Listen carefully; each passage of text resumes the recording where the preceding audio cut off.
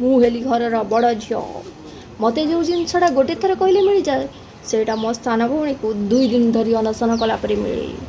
ଆଉ ମୁଁ ସବୁବେଳେ ଯେଉଁ ଡ୍ରେସ୍ଟାକୁ ପିନ୍ଧିକି ରଖେ ସେଇ ଡ୍ରେସ୍ଟାକୁ ମୋ ସାନ ଭଉଣୀ ମୁଁ 2 ବର୍ଷ ଧରି ଲଗାତାର ପିନ୍ଧି ସାରିଲା ପରେ ସିଏ ପୁଣି ପିନ୍ଧିକି ତାକୁ ଚିରେ।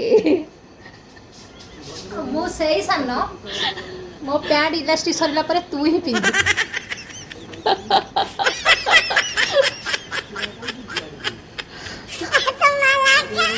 ହଁ ଆଉ ଗୋଟେ କଥା, ମୁଁ ଖାଇସାରି ଗଲା ପରେ ସେଇ ଅଇଁଠା ଥାଳିରେ ସିଏ ପୁଣି ବସିକି ଖାଏ।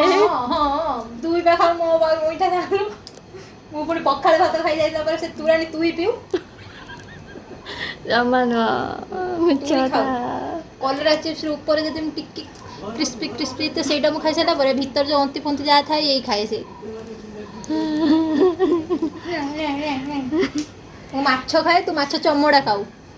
ହଁ ବା, ମୁଁ ସ୍ୱେଟର ପିନ୍ଧିକି ରଖିବି, ମୋତେ ହଁ ଛୋଟ ଯେତେବେଳେ ମୁଁ ହେଇଯିବ ଚିକେନ ତୁ ଖାଇବି, ସେତେବେଳେ ହଁ ମୁଁ ପିନ୍ଧିବୁ। ଚିକେନ ଖାଇବି ତୁ ତା ହାଡ଼ ଦବୁ ହଁ ଚୁଷିବୁ ତା ଭିତର। ରହୁନୁ ମୁଁ ଯେତେବେଳେ ଛୋଟିଆଟେ ହେଇଥିଲି, ମୁଁ ଯେତେବେଳେ ଯେଉଁଟା ମୋ ଝୁଲଣ, ମୁଁ ପ୍ରଥମେ ଜନ୍ମ ହେଇଥିଲି ମୋ ପାଇଁ ଝୁଲଣ କିଣା ହେଇଥିଲା ସେଇଟାକୁ ରଖିଦେଇଥିଲେ, ତୁ ସେଇଥିରେ ମୁଁ ତାପରେ ଏଥିରେ ଶୋଇଛୁ। ଝୁଲି ନାହିଁ। ତାପରେ ମୋ ମୁଁ ପାଇଁ ଏଥିରେ ଡ୍ରେସ୍ ଝୁଲି ନାହିଁ। କିଣା ହେଲା, ବର୍ଷେ 2 ବର୍ଷ ପରେ ମୋତେ ତ ଛୋଟ ହେଇଯିବ, ତାପରେ ତତେ ପିନ୍ଧେଇ ଦେବେ, କହିବେ ନୂଆ ଆଇଛି ତୋ ପାଇଁ। ହଁ ତୁ ବା ମୋ ଡ୍ରେସ୍ ଲୁଚେଇ ପିନ୍ଧୁ ନେଇ ପଳଉ, ମାମୁଁ ଘରକୁ ଯେତେବେଳେ ରହିକି ପଢ଼ୁଥିଲୁ ସେଇ ଟାଇମ୍ ମୋ ଡ୍ରେସ୍ ନେଇ ପିନ୍ଧୁ। ଆଉ ଯେତେବେଳେ ମୋତେ ସ୍ୱେଟର ପିନ୍ଧିଥିବ 2 ବର୍ଷ ମାନେ ସ୍ୱେଟର ତ ସବୁବେଳେ ପିନ୍ଧି ହେବନି, ଗୋଟେ ଧର ଏ ବର୍ଷ ପିନ୍ଧିବୁ, ତାପର ବର୍ଷ ପିନ୍ଧିବୁ, ତାପର ବର୍ଷ ବେଳୁ ଛୋଟ ହେଇଯିବ, ତାପରେ ସେଇଟା ବେଳେବେଳେ ସ୍କୁଲ ବେଳେ ପଡ଼ିଲା ବେଳେ ଧୂଳିମଳି ହେଇଯାଇଥିବ, ତାକୁ ପୁଣି ସଫା କରିଦେଇକି ତୁଇ ମୋ ସେଇଟାକୁ ଡ୍ରେସ୍ ପିନ୍ଧୁଥିବୁ। ଲୁଚେଇକି ନେଇଯାଉ। ତୁ ତାପରେ ଯେତେବେଳେ ଟିକେ ବଡ଼ ହେଇଗଲୁ, ଯେତେବେଳେ ଜାଣିଲୁ ତୁ ହିଁ ମୋ ଡ୍ରେସ୍ ପିନ୍ଧୁ। ଜାଣିଲେ ମୁଁ ଟିକେ ପତଳା ଥିଲି ବୋଲି ମୋ ପ୍ୟାଣ୍ଟ ଇଲାଷ୍ଟିକ୍ ସରିଯିବ, ତୁ ସେଇଠୁ ନେଇ ପିନ୍ଧିଦବୁ ମୋତେ ହେଇଯିବ। ତୁ ସେଇ ଯିଏ।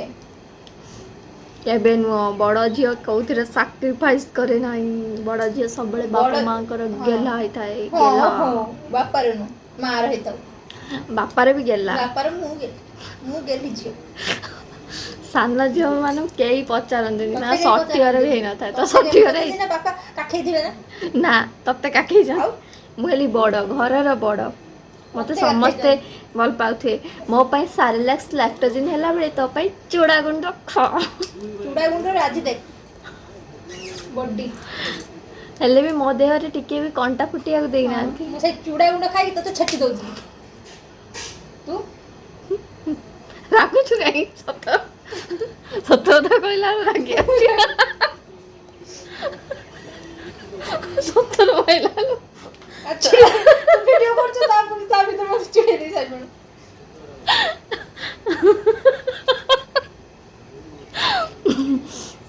ହଉ ନା, ତୁ ହେଲେ ସାନ ଝିଅ, ଘରର ସମସ୍ତଙ୍କ ଠାରୁ ଗେହ୍ଲି ଝିଅ, ତୋ କଥା ସବୁବେଳେ ଶୁଣାଯାଏ ହେଲା, ତତେ ସମସ୍ତେ ବହୁତ ଭଲ ପାଆନ୍ତି। ମୁଁ ଏଠି ଆମ ଘରର ଟ୍ରେଜେରୀ ବକ୍ସ। ସେଇଟା ପୁଣି ଭାଙ୍ଗି ଯାଇଛି। କଣ ଭାଇ ଟଙ୍କା ମୋ ସେ ଟ୍ରେଜେରୀ ବକ୍ସରେ ଟଙ୍କାଟେ ନାହିଁ ତ। ଅଛି ଅଛି ଦେନ ଅଛି ଦେଖିଆ। ବକ୍ସ ନାହିଁ ମୁଁ କଣ କହୁଛି ହଁ ସେଟାକୁ କହୁଛି। ଆହୁରି ତୁ କହିବି, ବାଉଳା ଆଉ ଦେଖାଉଛୁ। କହିବି, ଆଉ ଥରେ ଆସିବୁ ଆଉ ଥରେ କହିବି।